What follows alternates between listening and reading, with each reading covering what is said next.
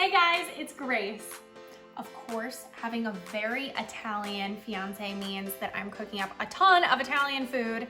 And today I'm adding to my Italian menu repertoire with the best, most insanely delicious Italian meatballs you will ever have. They are so packed with flavor, and on top of that, they're moist. They just kind of fall apart in your mouth. Are you just salivating as I'm speaking?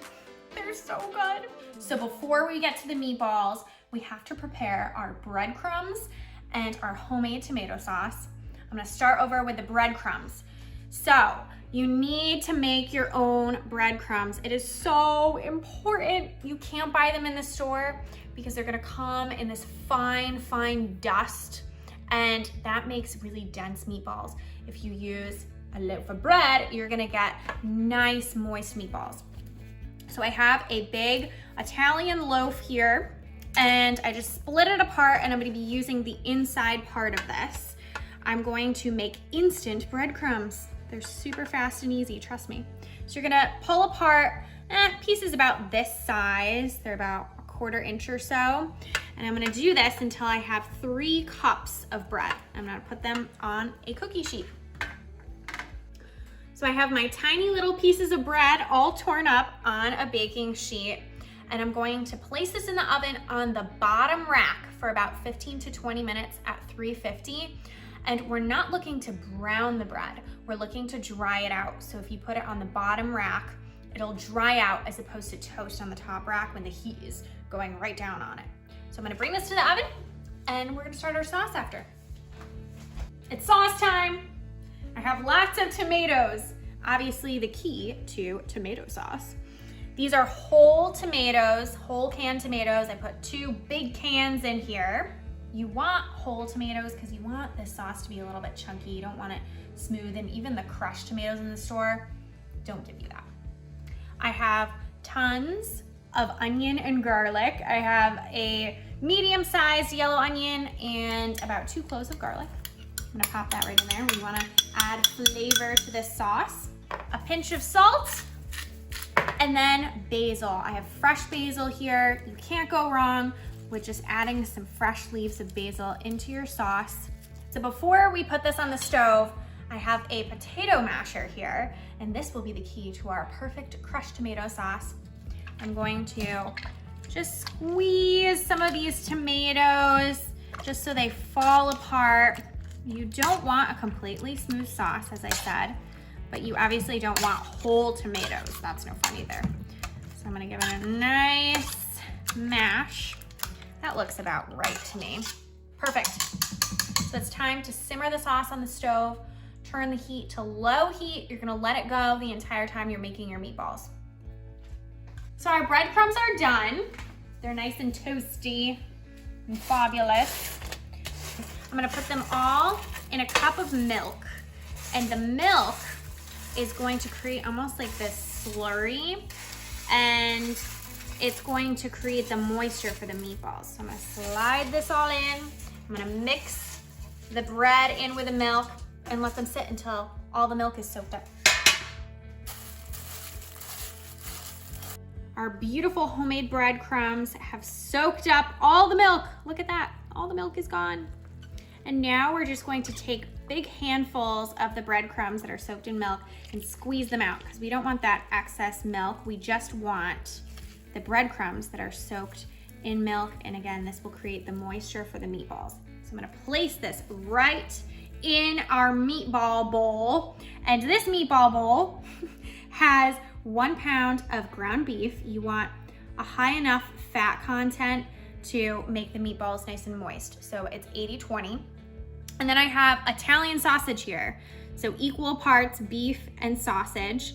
The sausage is 50% spicy and 50% sweet. So I just got 1/2 pound spicy and 1/2 pound sweet sausage, and then my beef. And then I'm gonna keep squeezing my breadcrumbs until all the breadcrumbs are in with our meat. And now I'm going to add in everything that will make my meatballs just come to life, starting with salt, always very important.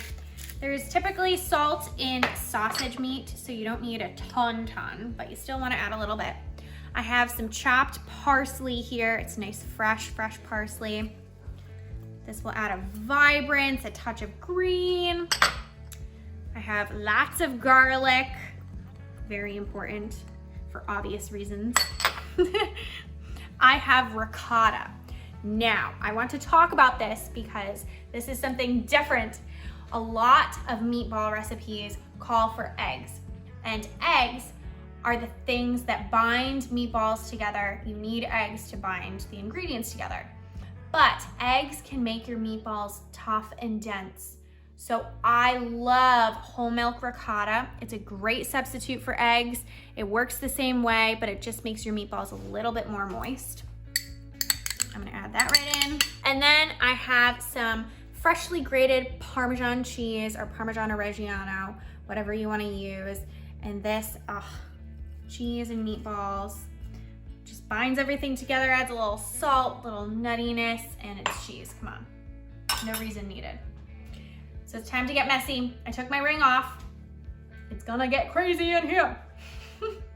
So you're gonna go in to your meatball mixture and you want to gently mix the meat together. Do not squeeze and really push the meat together. You want to pretend that your fingers are forks and you're just lifting the meat and turning it over and mixing all the ingredients together, but do not, I say again, do not squeeze the meat. If you squeeze the meat, you're gonna end up with just very dense meatballs. So I'm gonna go ahead, make sure all the components are well mixed, and then we'll form them into meatballs. So I'm going to make the meatballs now. They're gonna really come together now. So you're gonna want about tennis ball size shaped meatballs. This is what I like. Obviously you can do them however you like them. You can make them really small or absolutely huge. But I like, kind of big meaty meatballs just like this. They're perfect in the palm of your hand like that. So I'm gonna keep forming. Make sure not to squeeze together the meat really tightly. You don't want that because it's going to end up really tough and packed together. You want nice, tender meatballs. So I'm gonna keep rolling and forming these.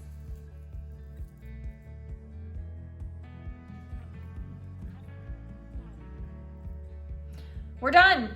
It's time to wash up and get these sizzling on the stove. So we're at the stove now, and I have my sauce that's simmering away. Look at how luscious and lovely this sauce looks. And it smells just divine. I'm gonna get my meatballs started. We have a big skillet here. It's a non-stick skillet over medium heat. You're gonna wanna put just a dash of olive oil in here so the meatballs have something to cook in. And then I'm going to very carefully get my meatballs.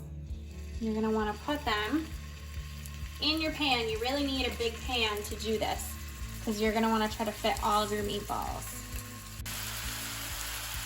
So the last one is going in.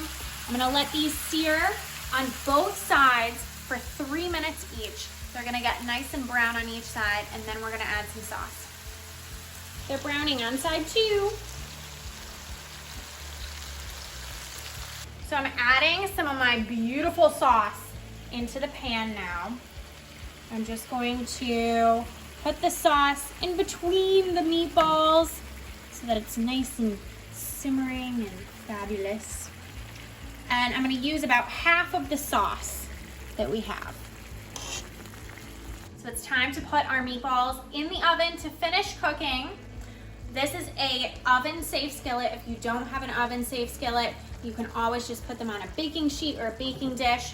And I'm gonna pop this in the oven at 375 for about 15 to 20 minutes until the inside registers at least 165.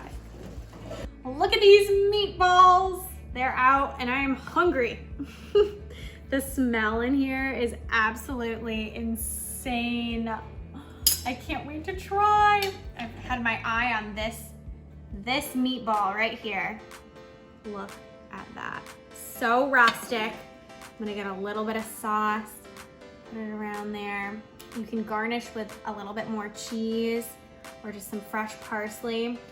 I'm gonna move this out of the way so I can get my fork and try this.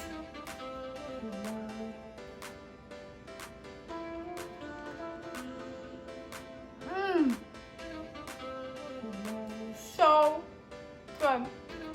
Oh my gosh. Tender. So much flavor from the sausage. It just falls apart in your mouth. It is so amazing. Check these out on tastefullygrace.com. You won't regret it.